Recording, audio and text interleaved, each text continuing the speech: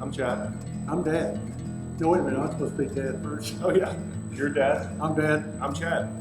And this is our channel.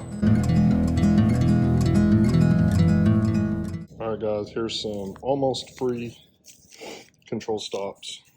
So I'll give you some measurements here. The aileron is 1 1/8 inches between these 2 1/4-inch holes, and then I just slid some tubing inside the holes and then some plastic tubing over the aluminum tubing. So the overall length of the part is 4 1/2 inches, and then we're 1 1/8 inches between these 2 1/4-inch holes.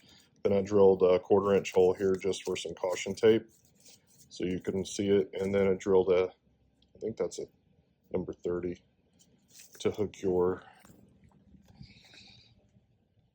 little bungees. Then I'm dipping them in Flex Seal so they don't scratch the paint. So the next one is the rudder. It's 1 3/8 between the 1/4-inch holes, 4 inches overall length. And then the elevator, I measured wrong, so this is my second attempt. I think that's going to work, but you can measure the thickness of your elevator and horizontal stabilizer because it just slides in between, and the thickness is what's going to stop it of the elevator, and then you need the thickness of the horizontal. And then that is 3 1/4 inches between the 1/4-inch holes. Then the overall length of the part is 6 inches. So I just had some scrap metal laying around. Dr. Don actually thought of these. They're a lot cheaper than the control stops that are sold online, and they work just fine. So you can change up the holes, your mounting holes, however you want, but this is what's working on my plane. Mounting holes, I mean the holes to hook your bungees to. But yeah, basically free, and then I'll show you a video of them on the plane. So there's your measurements.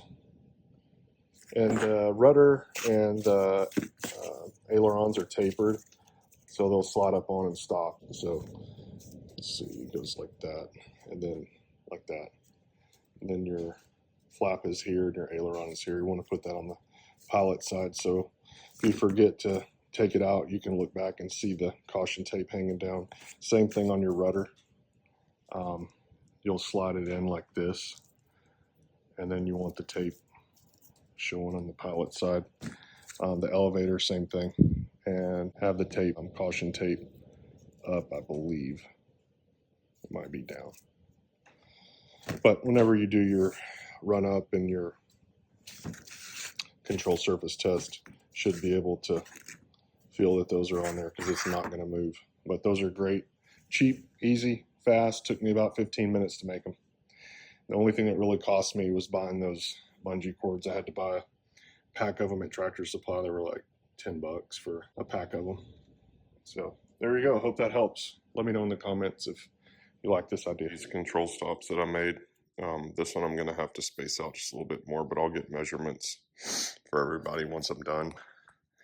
So it just slides in between the aileron and the flap.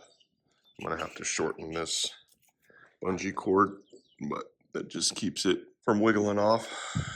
And you want to drill the hole in the bottom because I want to be able to see that from the pilot seat. Same thing with that. I mean, that one's where I can see it, but this one I want the caution tape on the bottom. The elevator, I need to move it about 1/4 inch because it's not fitting. So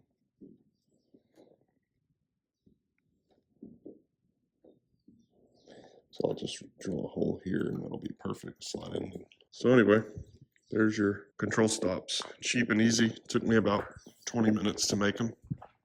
And then just out of scrap, and then some clear tubing. And then I bought $10 worth of bungee cords. So cheap and easy. Like I said, I'll get these fixed and then get some measurements.